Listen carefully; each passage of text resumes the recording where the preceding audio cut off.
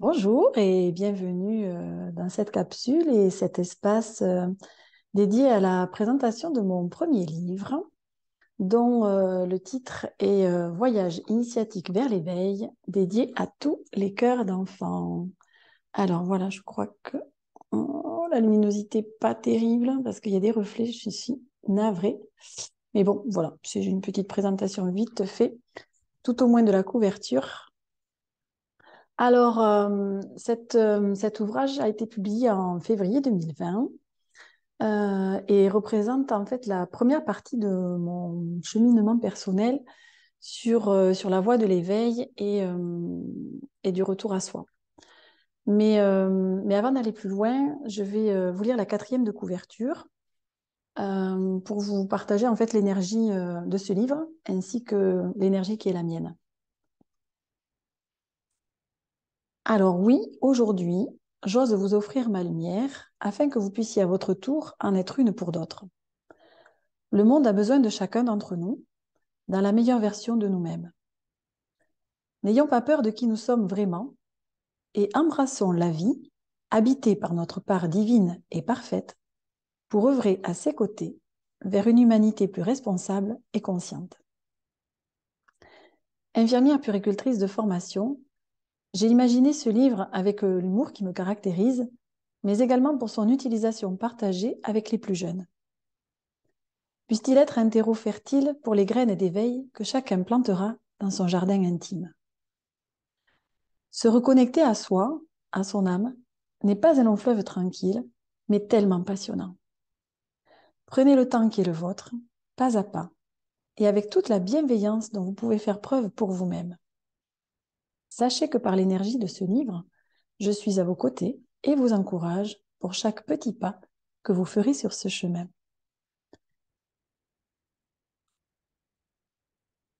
En fait, ce livre, il représente pour moi bien plus que la fierté et la gratitude d'avoir été publié. C'est carrément un rêve qui date de allez, une vingtaine d'années que j'ai réalisé avec ce livre. À l'époque, mon fils aîné était tout petit et j'avais vraiment le désir d'écrire un livre, mais en fait pas de sujet suffisamment intéressant à mes yeux pour lui donner vie. Donc, on dit souvent que les épreuves nous inspirent et ben, c'est bien ce qui s'est passé pour moi aussi. C'est suite au décès de mon papa en janvier 2016 que tout a commencé pour moi en fait. Son départ a laissé un grand vide dans ma vie et c'est alors que je me suis mise en quête de trouver des réponses à des questions existentielles comme par exemple, ben, qu'y a-t-il après la mort? Est-ce qu'on continue d'exister sous une autre forme? Quel sens a ma vie sur Terre?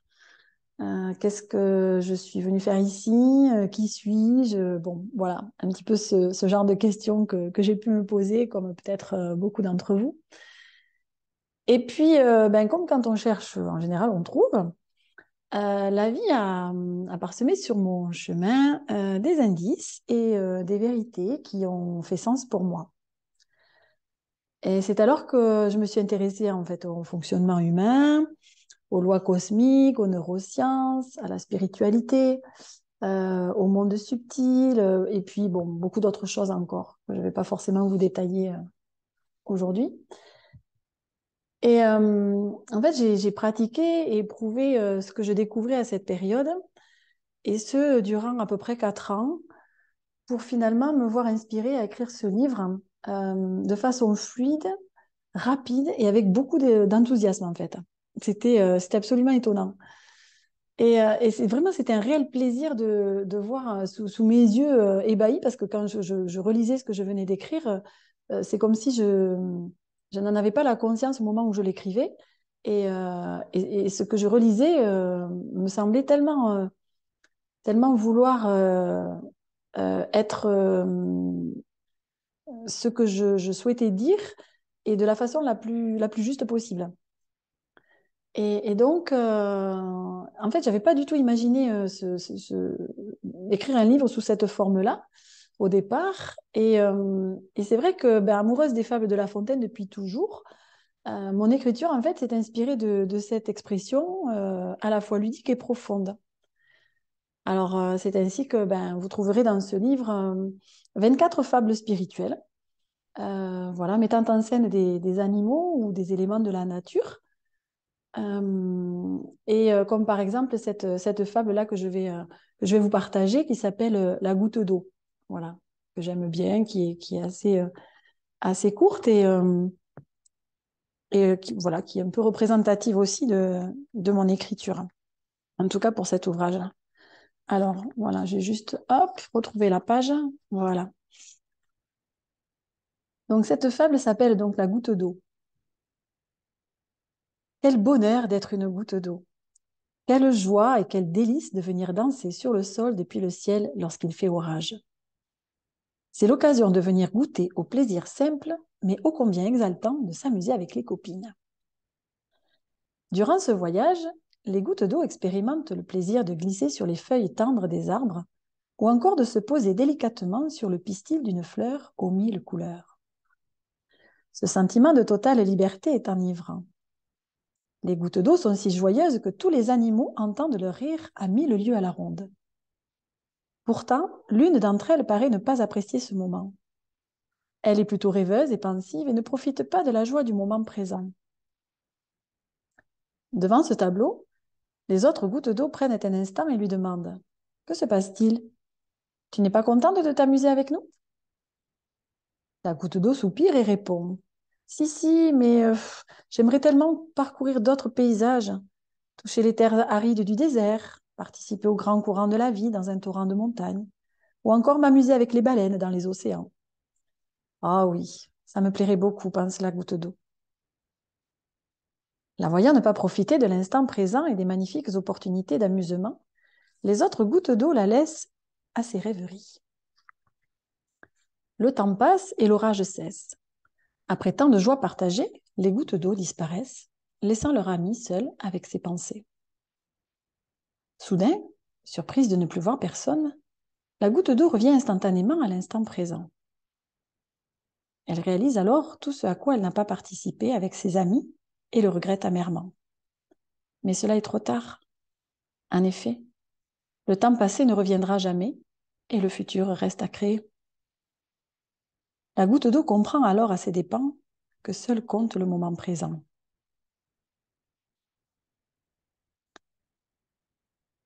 Donc je me suis laissée inspirer aussi à mettre justement des clés de compréhension, en tout cas qui ont été les miennes, à la fin de chaque fable, et notamment cette clé qui consiste, enfin qui est en lien avec cette fable, et celle-ci: vivre chaque instant dans l'ici et maintenant nous permet d'en apprécier intensément sa juste valeur. Alors, vous y trouverez aussi également, après chaque fable, un petit chapitre, une proposition, en fait, simplement, pour aller un peu plus loin. Et là, vous y trouverez des pistes de réflexion, comme par exemple ici: est-ce que, à l'image de la goutte d'eau, vos pensées sont la plupart du temps dans le passé, le futur? Et je vous laisse quelques lignes pour y répondre si vous le souhaitez. Quelles émotions cela provoque-t-il en vous? Que ressentez-vous lorsque vous êtes juste dans l'observation, sans jugement, de l'instant présent? Et que préférez-vous? Voilà, donc vous avez l'occasion, en tout cas, après chaque fable, d'aller un petit peu vous explorer de l'intérieur, si je puis dire. En tout cas, d'aller vous rencontrer d'une autre façon, peut-être que vous n'avez pas l'habitude, et d'aller essayer de trouver des pistes de réflexion, si vous le souhaitez. En tout cas, voilà, ça peut être tout à fait lu de façon libre et légère. Et puis, vous pouvez tout à fait passer, en tout cas sur certains sujets, à quelque chose d'un peu plus profond que cela. C'est ce que j'aime aussi à dire, que en fait, bien que d'apparence simpliste, en fait, ce livre, il peut revêtir beaucoup plus de profondeur pour qui veut s'en inspirer. C'est ce que je viens de vous dire un petit peu, afin de créer du changement dans sa vie et se reconnecter un peu plus à son être véritable. Voilà. Donc évidemment, tout cela sont des propositions auxquelles vous accédez ou pas selon vos envies.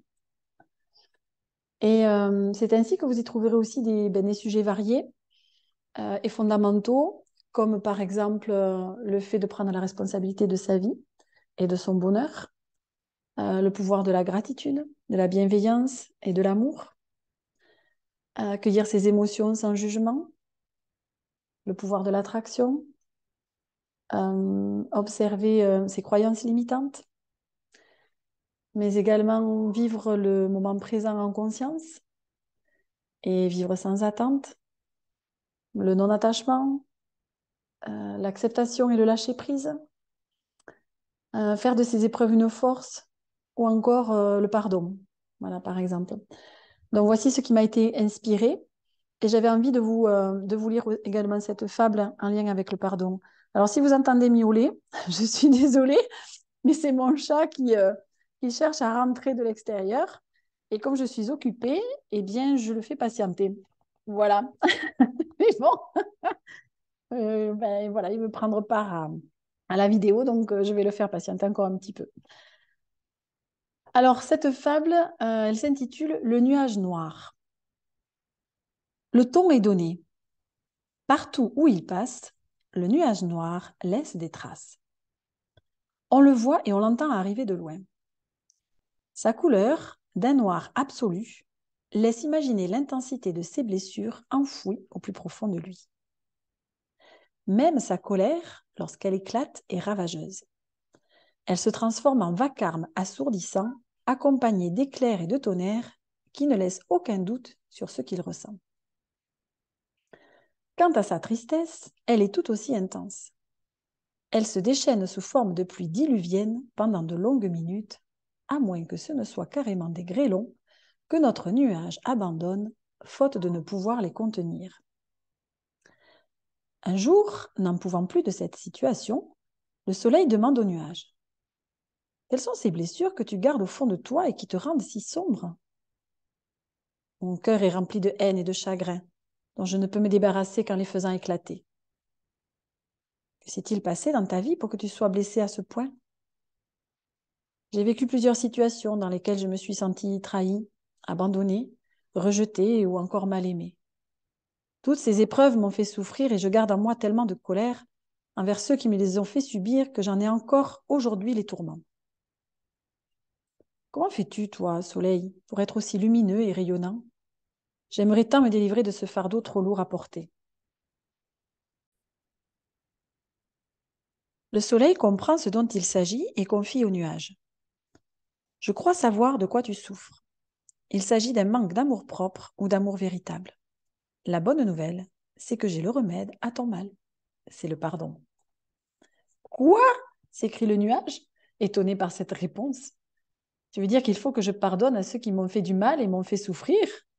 Comment puis-je le faire ? C'est impossible. Je leur en veux trop pour ce qu'ils m'ont fait. J'ai plutôt envie de me venger. » « Je comprends, dit le soleil. Sache que la vengeance n'entraîne et ne nourrit que de la violence. Ce n'est donc pas cet acte qui va t'apaiser. Je conçois que, vu comme ça, la situation paraît impensable à améliorer, mais je te propose de la regarder autrement. Le pardon n'est pas destiné en premier lieu à tes bourreaux. Il ne s'agit pas d'accepter et d'oublier les horreurs qu'ils t'ont fait subir. Le pardon est avant tout un acte d'amour envers toi-même. Par cette action, tu vas te délivrer de toute la souffrance et la haine que tu ressens encore aujourd'hui envers eux. Si ce que tu me dis est vrai, j'essaie sans hésiter, commente le nuage. Guide-moi et je te suivrai. Je n'en peux plus d'être envahi par tant de haine et de chagrin. Ça ne sera pas facile au début et il faudra t'y prendre à plusieurs reprises pour obtenir un résultat, explique le soleil. Mais ta délivrance dépend de ta détermination et je sais qu'elle est beaucoup plus grande que ta souffrance. Je te donne pour l'heure la marche à suivre et nous ferons ensuite le chemin ensemble jusqu'à ta guérison. Tout d'abord, il faut que tu réalises que te pardonner, c'est te faire un cadeau précieux. Mais te pardonner de quoi, vas-tu me demander ? Tu ne te sens pas responsable de ce qui t'est arrivé, n'est-ce pas ? Effectivement, je ne vois pas ce que j'ai fait pour mériter ce qui m'est arrivé. Il est bien évident que tu n'as pas réclamé à ce qu'on te fasse du mal. Personne ne fonctionne ainsi. Cependant, une part de toi est responsable d'avoir laissé la situation se dérouler comme elle s'est passée. C'est pour cela qu'il est nécessaire de te pardonner d'avoir accepté de vivre les événements tels qu'ils ont eu lieu. Une fois que tu t'es pardonné pour cela, ressens pour toi le sentiment d'amour le plus puissant. Par cette action, tu vas remplacer petit à petit la haine et le chagrin par la paix et la sérénité. Tu vas, par cette attitude, t'inonder chaque jour un peu plus d'amour véritable. Ce n'est que lorsque tu te sentiras prêt que tu pourras pardonner à ceux qui t'ont blessé. Mais cela ne veut pas dire que tu acceptes leurs actes envers toi. En leur pardonnant, tu leur signifies que tu refuses désormais de continuer à souffrir à cause de ce qu'ils t'ont fait. Par amour pour toi, tu choisis de te libérer de tous les sentiments destructeurs qui t'empêchent encore aujourd'hui de flotter avec grâce et légèreté. Alors ça, par exemple, s'écrit le nuage, je suis tellement heureux d'entendre que je peux me libérer de ma souffrance. Pour fêter ça et te remercier pour ton aide, je t'offre ma danse de la libération. Et sans s'en rendre compte, le nuage noir de haine et de chagrin commence déjà à s'éclaircir pour laisser jaillir de lui son amour-propre. Donc la petite clé est la suivante. Face à des événements que l'on a vécus comme de profondes blessures, les sentiments de haine et de chagrin ressentis ne font que continuer à les faire vivre. La clé de la délivrance consiste donc à s'offrir le plus précieux des cadeaux, se pardonner. Cet acte, associé à notre amour véritable, chassera la tourmente pour installer dans notre cœur la paix et la sérénité. Vous pourrez alors inventer votre danse de la libération et vous l'offrir, tout simplement.